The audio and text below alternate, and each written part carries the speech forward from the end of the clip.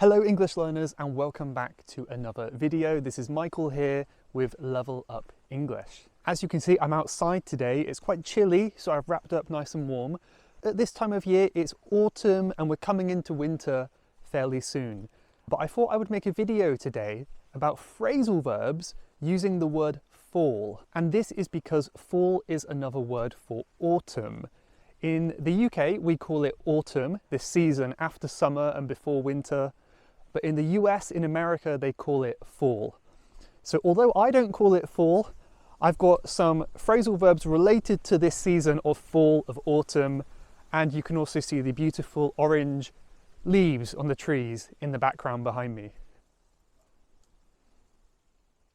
So by the way, I am in Cornwall right now, which is a county, my home county in England, and it is really a beautiful time of year because although it is quite chilly at the moment, you've got these amazing colours, you can see beautiful sunsets in the afternoon. I mean, right now it's only about 2:30 in the afternoon and the sun is already so close to setting. It really does get dark quite early as the winter comes.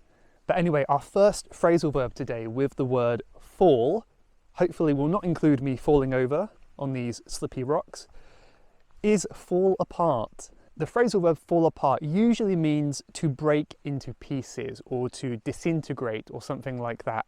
So if we take a dry leaf from a tree, for example, and kind of crush it like that, it will probably fall apart a little bit. This one hasn't done a good job of that. But there we go, you crush the leaf and it falls apart. It breaks into pieces. And we can also use this one for things that are not physical, like a relationship.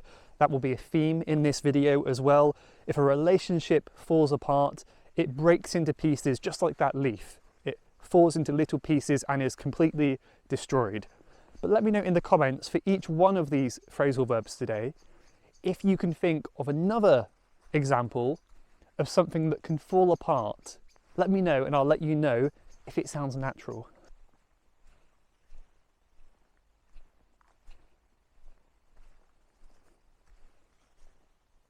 The next one we can look at, which is very appropriate for where I am, is fall down. This is a very common one, you may have heard it. To fall down simply means to fall onto the floor, lose your balance or slip on something. So as you can see, probably, the ground is covered in a blanket of wet leaves. So if you're not careful on these, you will fall down and you'll find yourself on the ground, as I have a few times this week already. So you have to be careful when you're walking. So dry leaves will fall apart, wet leaves will cause you to fall down.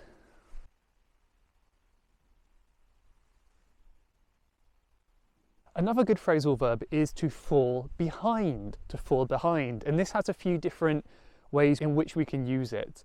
So the meaning of this one is to be unable to keep up to a certain level. This could be keep up to a speed, keep up to some standard that someone has set. So if I were with a friend right now, I would be falling behind, which means my friend would be walking ahead, I would be walking very slowly, making this video. I would have fallen behind and I would have to run to catch up with them.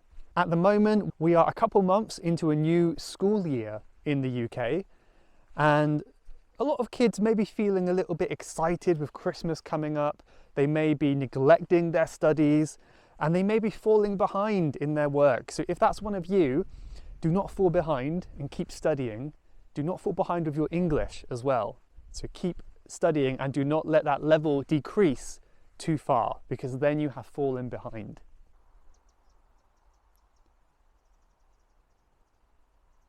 One that I think you will like is to fall for. And we normally say to fall for someone, to fall for someone, to fall for someone. And this is when you begin to get feelings for somebody, you develop attraction, maybe you fall in love with somebody. And I think this time of year with the autumn leaves is the perfect time for going on dates, meeting new people, going for walks in the park.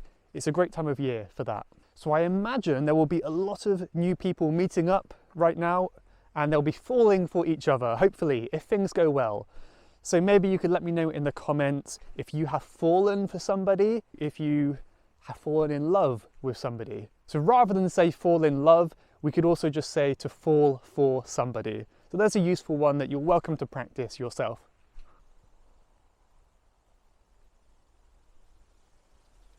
Another very useful one is to fall off. If something falls off something else, that means it becomes detached. So a really good example is this tree behind me here. Let's have a look. So as you can see, it's hanging on to a few of its dry leaves. They're going to come off soon, I imagine. But if I give it a small tug, there we go, that has fallen off. So the leaves fall off the trees when it comes to winter. So something has become detached from something else. It has fallen off, it has been detached from the tree. Another example I could use right now is my little microphone right here. That fluffy bit on the top is a wind protector. So when it's windy, it protects from the wind, but it's not so secure. So sometimes that wind protector falls off and I have to keep checking that it's still there. So that's a little bit annoying.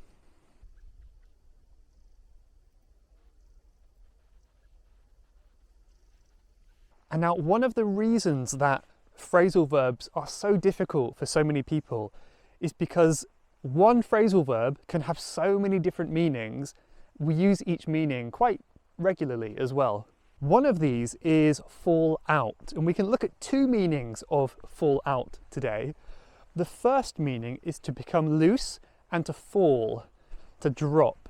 So you could say your teeth, for example. If you're a child, your tooth gets loose and it falls out.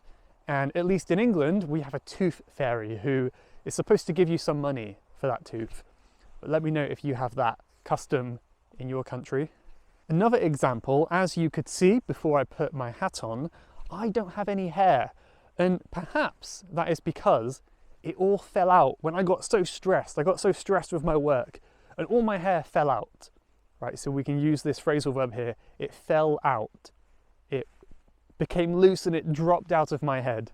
So here's a warning for all of you guys who do have some kind of holiday coming up in the coming months, because it's very, very common for companies to push their employees much harder, and workers are encouraged to work much harder before the Christmas break. At least that's how it happens in England. So be careful, you don't work too hard, you don't get too stressed, and your hair does not fall out like it did to me. Another cool thing about this time of year is all the mushrooms you can find. That's a big one there. Now for this next meaning of fallout, I have a really interesting fact for you. But the other meaning is to have an argument or to stop being friends with someone. It's something about a relationship again. So I actually did some research on this and I found a study that said people get more irritable in hot temperatures. So essentially in the summer when it's hot, people get angrier, people get sadder, and people's negative emotions are stronger in hot weather. That actually correlates, which means that actually matches with the divorce statistics in some places as well. So that means when it is summer, divorces are much higher. When it's winter, divorces are lower.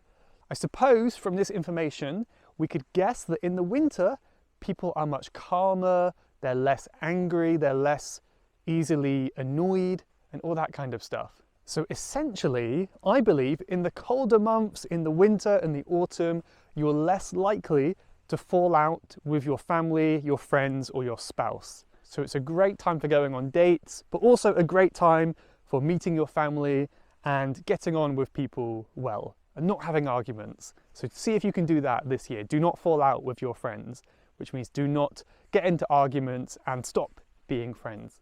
The last one is perhaps the hardest one, but also very useful, and this is to fall through. To fall through. Again, this has several different meanings, but let's look at one today. And this is when we talk about plans. This is when your plan fails to happen. For some reason, something goes wrong and it doesn't happen as you expected. So at this time of year, many people are planning Christmas parties and family get-togethers and things like that. And there's a lot to plan, but hopefully they will all work out and it will all be fun. And I will be very annoyed if some of those plans fall through. So that means I really hope these plans don't fail, and I really hope I can actually go to these parties because, as I said before, people are happy, they're in a good mood. It's a great time of year for that kind of stuff. So that's fingers crossed, hopefully those plans do not fall through. Let me know in the comments if you have sadly had any plans fall through this year. I will leave it there with my list of fall phrasal verbs today, but I hope something was useful for you and I hope you learnt something new there. I know a lot of you have very different countrysides and landscapes to where we've been today, so I know some of you like to see what it's like in the countryside in England here.